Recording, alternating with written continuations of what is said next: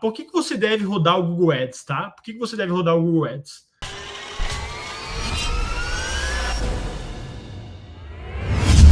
O Google, ele tem um alcance global, tá? Então tem mais de 2 milhões de sites na rede de display do Google, tem bilhões de impressões esses 2 milhões de sites, eles fazem quase 10 bilhões de impressões, se eu não me engano, não sei se é por dia ou por mês, mas é um volume muito alto, tá? Tem milhões, bilhões de impressões no YouTube, tem vários outros formatos que você pode rodar no Google, como o Discovery, tá? Então, se você estiver rodando o Google, você vai ter um alcance global. É muito difícil hoje um usuário que tenha acesso à internet não ser impactado pelo Google, a não ser que você esteja tentando fazer tráfego para a China, que acaba limitando bastante os produtos do Google. É muito difícil você não conseguir chegar no usuário através do Google, tá? Mas é importante que você entenda aí que o Google tem diversos formatos e às vezes cada formato é um jogo diferente. Então é importante que você entenda a diferença de cada formato. Tente sempre olhar cada formato, né, da perspectiva do usuário, entender como que o usuário acessa aquele formato, como é que o usuário chega até uma impressão do Discovery, como é que o usuário chega até uma impressão do YouTube, que tipo de anúncios que tem no YouTube, como é que o usuário chega até uma impressão de display, que tipo de anúncio que tem no display, né, que tipo de formatos, que tipo de tamanhos. Tente entender os formatos diferentes, porque isso vai te ajudar muito na parte de estratégia, tá? E saiba que o Google, ele é a rede, na minha opinião, de maior qualidade, tá? Ele tem uma altíssima qualidade. Os algoritmos do Google são muito bons com tráfego inválido e são realmente muito evoluídos, tá? Obviamente, ainda assim, tem tráfego inválido, tem lead inválido, tem problema, não tem rede de anúncios que não tenha problema com tráfego inválido, com lead inválido, porque isso é uma praga da indústria, mas comparado a outras redes, a qualidade é altíssima, tá? Se você comparar até com o Facebook, comparar com Taboola, comparar com native em geral, né, nativa, anúncios nativos, a qualidade é muito superior, tá? Outra coisa que eu gosto de falar para o Google que você deveria estar considerando e rodando é que o usuário do Google ele é mais aquecido, tá? Pedro, o que você está tentando falar com aquecido? Aquecido no sentido de que para o usuário chegar até o seu site pelo Google, ele teve que clicar num anúncio.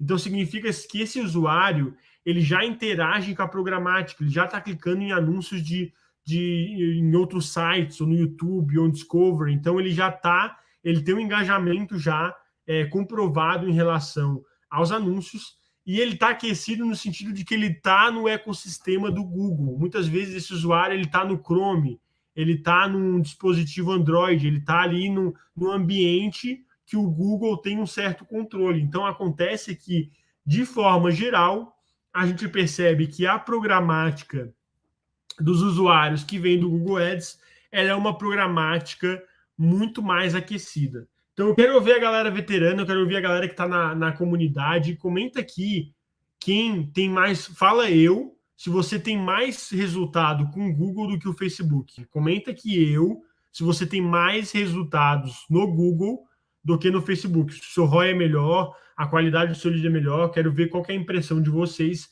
em relação a esse assunto.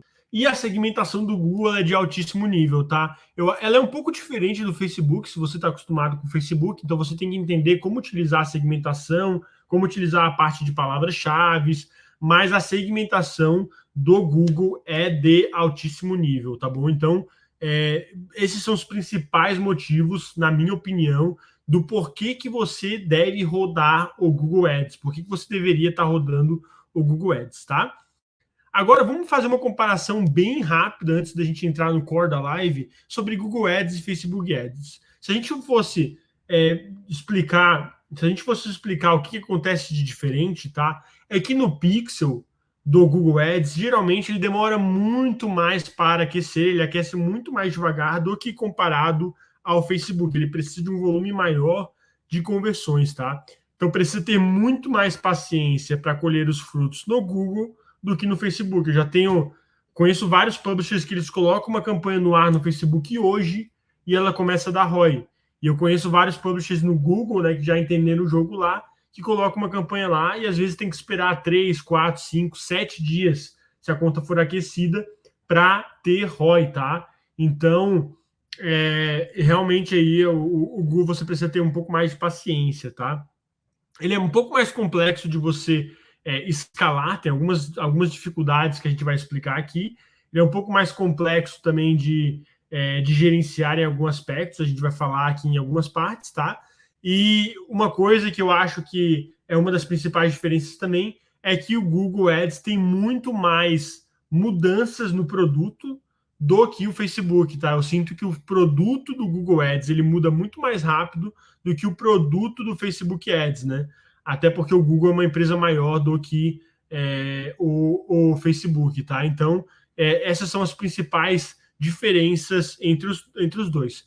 Assim como a gente falou na última live sobre escala vertical e escala horizontal, você pode ter a mesma estratégia no Google, tá? De fazer escala vertical, que é quando você sobe o orçamento das mesmas campanhas, ou de fazer escala horizontal, que é quando você decide um teto para as campanhas e você vai duplicando as campanhas validadas e vai subindo elas devagarinho para o mesmo teto, tá? Só lembrando que se você for duplicar a campanha no Google, tá cada vez mais chato de duplicar pela interface, então eu recomendo você utilizar o Google Ads Editor, né, o editor do próprio Google Ads. Lá dentro você consegue duplicar campanhas muito mais rapidamente. Então, se você ainda não conhecia, você pode instalar aí o Google Ads Editor, tá? E testar a hora que você for duplicar e escalar as suas campanhas. Talvez facilite bastante a sua vida. Legal? Eu gosto muito do mix dos dois, assim, a gente tenta algumas campanhas e aumentando o orçamento, e a gente vê que se tiverem aí em CPA desejado, ela não aumenta o custo por lead, tá? Eventualmente, se você não aumentar o CPA desejado, ela simplesmente vai parar de entregar todo o orçamento, né? Vai, sei lá, você tem uma campanha de $1.000, ela vai começar a entregar somente $800. Mas a gente também vai colocando campanhas novas, e não necessariamente a gente aumenta o budget de todas as campanhas. Tem algumas campanhas, eu vou explicar um pouco mais adiante, mas a gente gosta de ter várias campanhas no ar e algumas a gente vai testando o CPA desejado de forma diferente para ver qual que é o teto das campanhas, tá? Tem até algumas campanhas que a gente deixa maximizar conversões.